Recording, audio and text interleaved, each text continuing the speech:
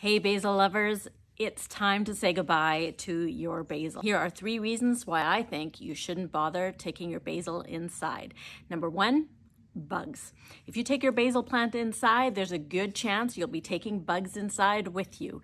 So let's just leave that pesky situation outside. Number 2, consider the natural life cycle of basil.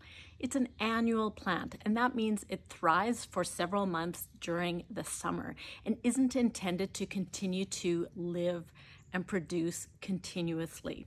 So let's just say it's done a fantastic job over the summer and enjoy the remaining bounty. Number 3, it is very difficult to keep basil alive and well inside unless you have grow lights and are super patient with watering and fertilizing and taking care of a plant like basil. And in the end, because it's an annual, it will start to drop its leaves.